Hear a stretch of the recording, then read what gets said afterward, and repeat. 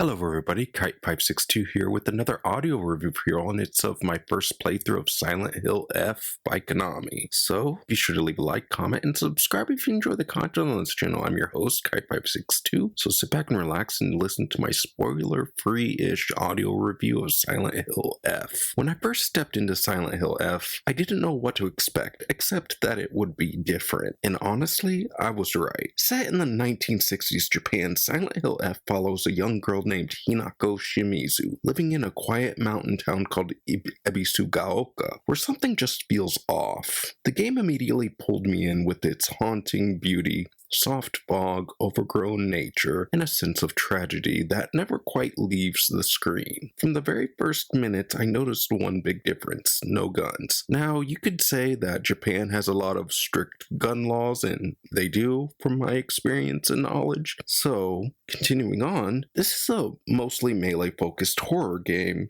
through and through. Pipes, sickles, axes, every swing counts, every hit matters. And it's surprisingly satisfying once you get the hang of everything. It feels like a mix between Silent Hill 4 Homecoming and Downpour, but more polished. You can dodge, parry, and adapt on the fly, but not every fight can be avoided. The combat took me a while to get used to. Enemies are unpredictable and relentless, especially in tight spaces.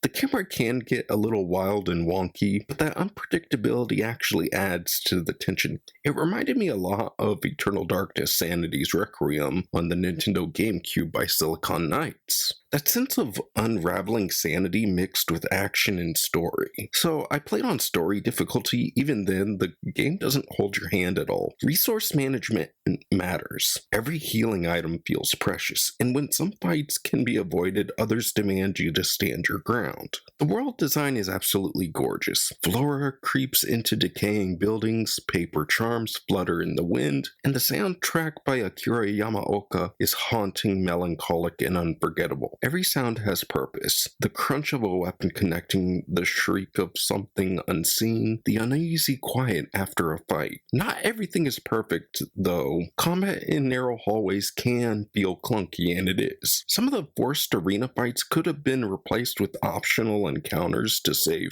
resources for bosses, which I would much preferred. I also wish there was a zoom-in function for the journal section because, in all honesty, I had a hard time reading it as I was going through it. So I wish there was a zoom-in function for the journal so I could actually read Hinako's notes more comfortably. And in the later half of the game, there's a little bit of frame stutter, which can really break the immersion for some players, so I really do hope that gets updated in like a future patch or something. Still, what makes Silent Hill F stand out for me is that it's emotional storytelling and its Japanese folklore atmosphere. It's not just about monster, it's about generational pain, expectations, and the hidden rot behind a perfect society. By the end of my first run, I realized how much I'd grown with the game. I learned to time attacks, manage stamina, and read enemy patterns. That feeling of progression from terrified survivor to calm determination is rare in modern horror these days. My first playthrough left me exhausted but satisfied.